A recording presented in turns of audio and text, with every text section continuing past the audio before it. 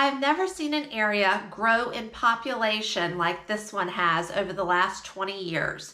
The Richmond Metro Area is made up of 17 different cities and counties. Henrico County alone has seen almost a 75,000 increase. Now with that comes an increase in some of the cost of living as well. We're going to explore all of the different areas today so that you will have an accurate budget for when you move to this area. So things like utilities and daycare, groceries, housing, just to name a few. Be sure to stay tuned until the end, because the last thing that we're going to take a look at, I think, really may surprise you.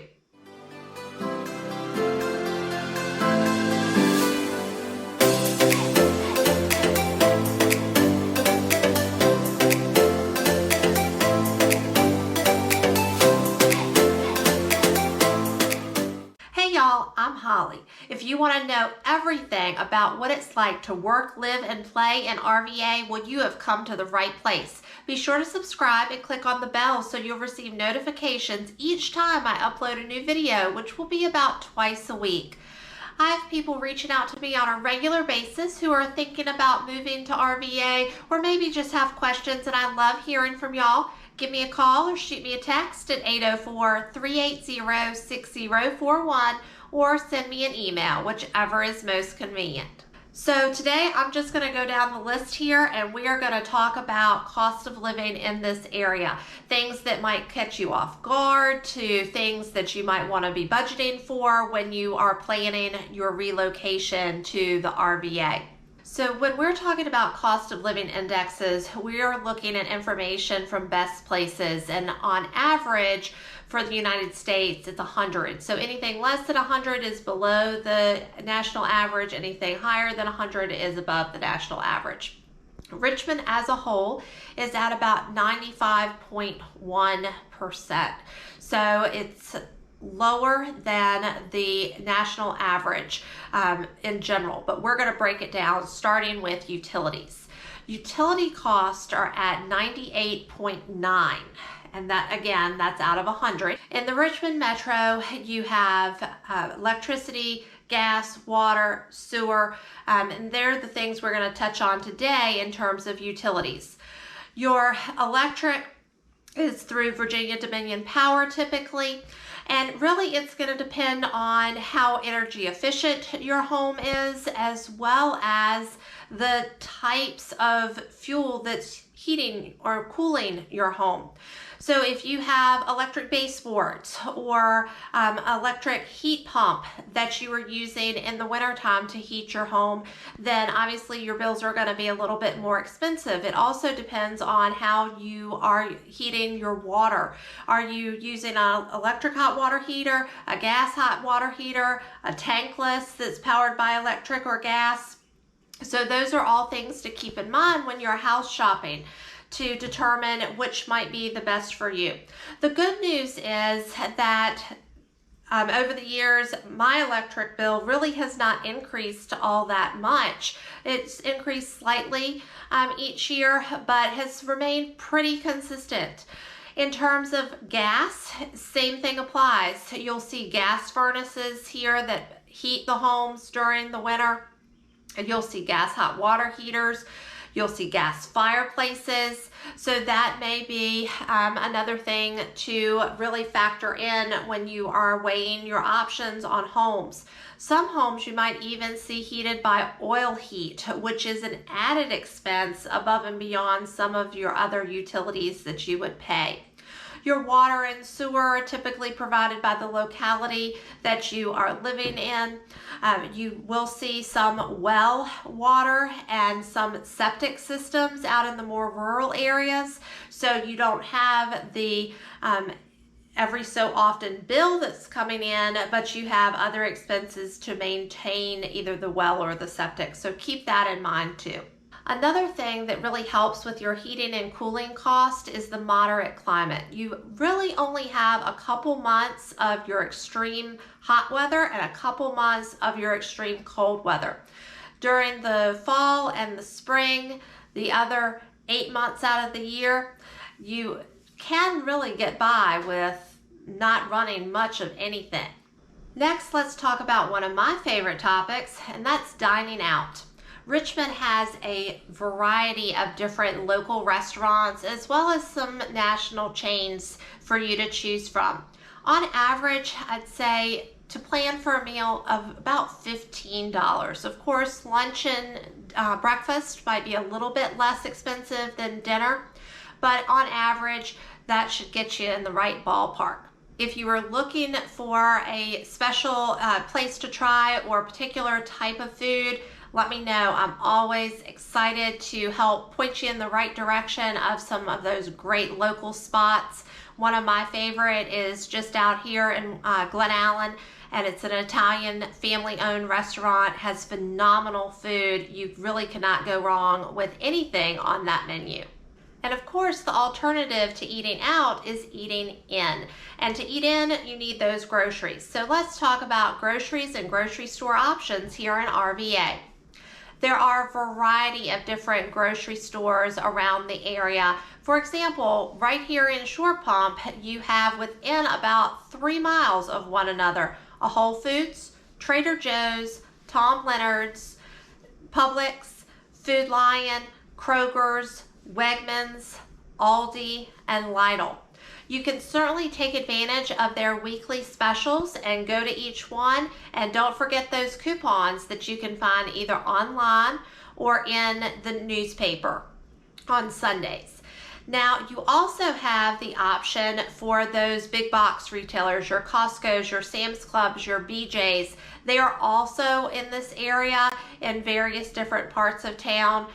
But Shore Pump, if you're thinking about that part, you have all three literally just about 2 miles farther out. When you were talking to those native Richmonders, you might hear them mention U-Crops. So let me tell you a little bit about U-Crops. They are or were a local run grocery store. They had a number of different stores throughout the Richmond Metro and really were my favorite. I could eat there just about every day because they had prepared foods that you could go in and purchase and then take home with you or eat right there in the cafe. And so much variety. They had crab cakes and salmon cakes, subs, pizza, stir fries, really just about anything that you could ask for.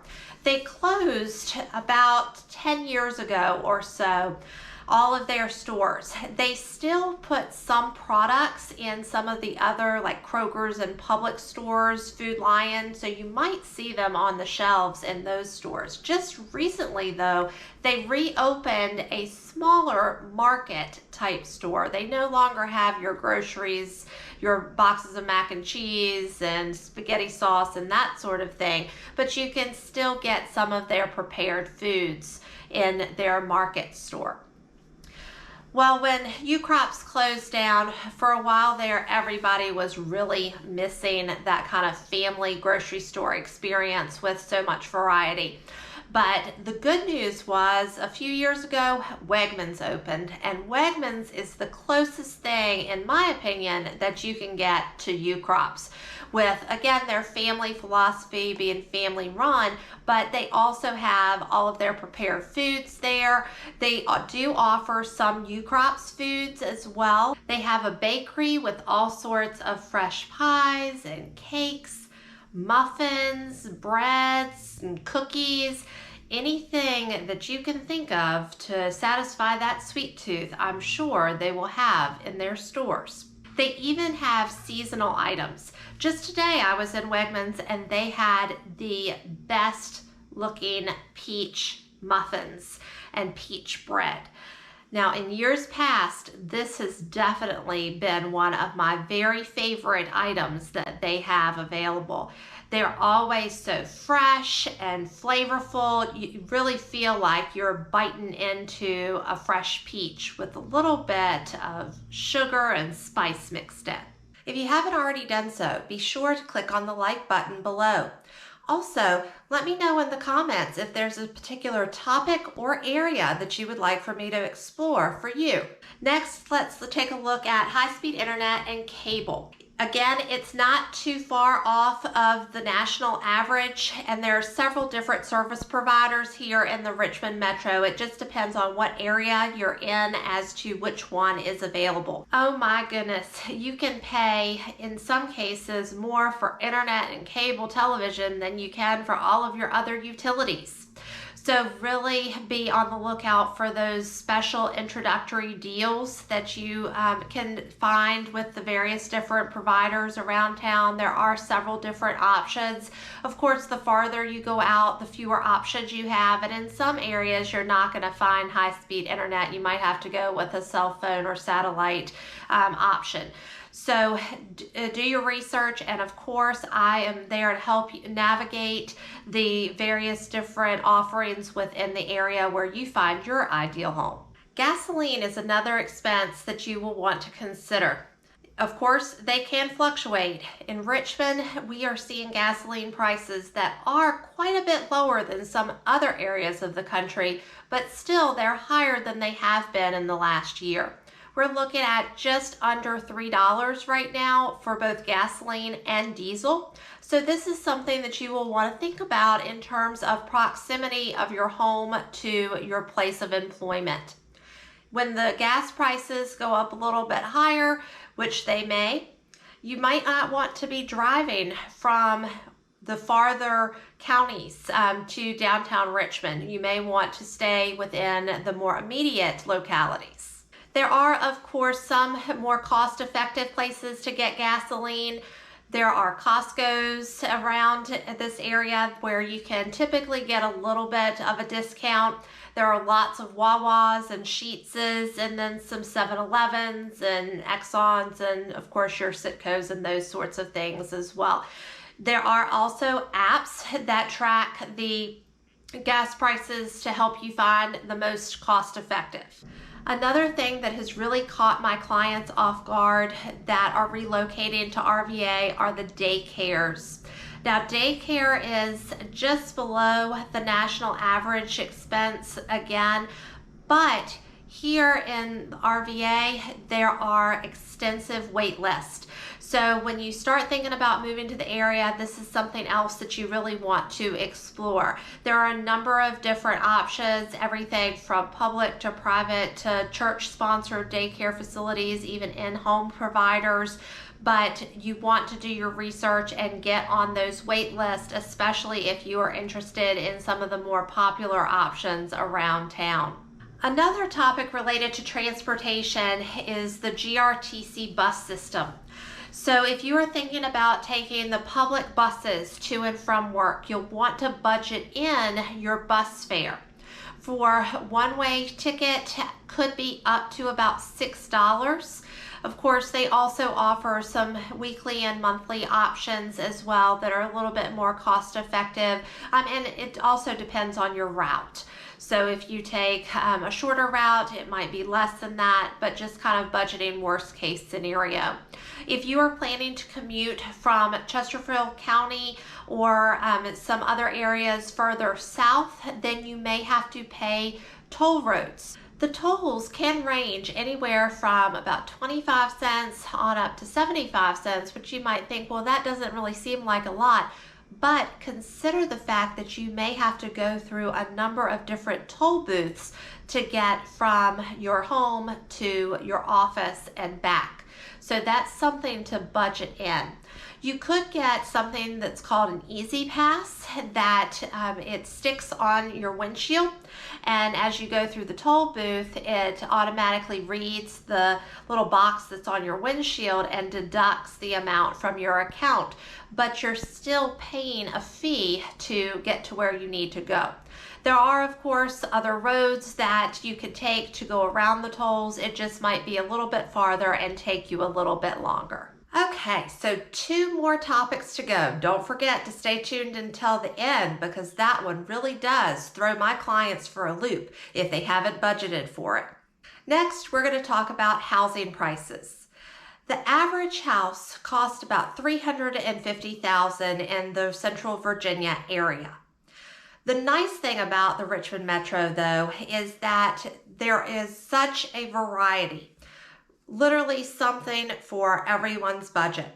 Everything from upper 100,000s on up until the multi-millions. So I thought it might be helpful to take a look at some examples of houses that you can get at the various different price points. Of course, depending upon where you are in the Richmond Metro, the housing prices can vary. You will find that oftentimes, even if you're going from one side of the county to another, you're going to see a difference in price point. Typically, you can get more house or more acreage the farther away from downtown Richmond you get. And of course, that kind of makes sense because you have a farther commute if you're working in the major city area or in the business districts of the surrounding counties. One thing I did want to mention before we hop over and take a look at some examples of the various different types of houses you can get within the price points are HOAs. You will find a number of subdivisions in the Richmond Metro that has an HOA. And there is really a wide variety. You have those that are payable on a monthly basis or a quarterly basis or an annual basis. And the amount of money that you pay is just as varying. Anything from $50 to $100 a year on up to, I've even seen some that are $700 approximately a month. Now, that one that I'm thinking of is a townhome or condo community, but still you will want to budget that in and be sure to speak with your lender about how that impacts your monthly payment, if at all. Now, if you don't have a local lender, let me know. I'm happy to connect you with a great local lender that specializes in working with relocation clients. So now let's jump over and take a look at some of those examples of the various different price points.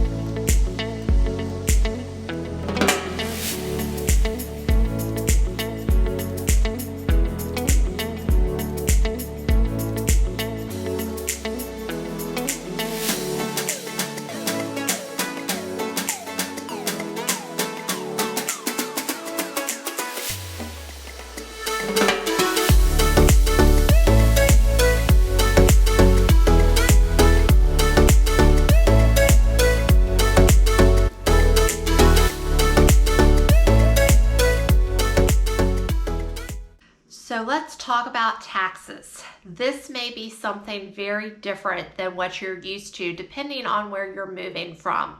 In Virginia, in the Richmond area, you have real estate taxes, which will be very different depending on what locality you live in. If you're in the city of Richmond, for example, you are paying about $1.20 per 100 compared to some of the surrounding localities that are 87, 88 cents. So keep that in mind before you sign on the dotted line when purchasing a home in the city limits. You also have your personal property tax, so your cars, your boats, your tractors, things like that, you have to pay a personal property tax on. Then you have your sales tax, which also is applied to clothing. I know in some states like Pennsylvania where we have relatives living, they do not charge a tax on clothing. Down here you pay it. There's one exception, and that's the tax-free weekend. You will find lots of people out at the shopping malls shopping and buying clothes and shoes and all sorts of things during that tax-free weekend. You also have what's called a meals tax. Again, that varies from locality to locality. If you're within the city limits, I think it's about 7.3% compared to Henrico County, which I believe is about 4%. So you'll see that added tax on the bottom of your receipt when you go out to eat at your favorite local restaurant. Of course, all those taxes add up, so you'll really want to make sure that you're budgeting those expenses in when trying to determine if it makes economic sense to move to RVA. Of course, I am here to help you navigate all of those different expenses. We can look at your personal situation one-on-one and really delve into the numbers and figure out what the best options for you and your scenario today might be. Regardless of what type of lifestyle you're looking for or where you are in your life. Maybe you are just starting out, just graduated from college, getting your first job, to you're retiring, to you're relocating to be closer to grandkids. So what do you think? Can you afford to work, live, and play in RVA? If the answer is yes, come join me. I'd love to show you around. Give me a call or shoot me a text at 804-380-6041 or send me an email, whichever is most convenient.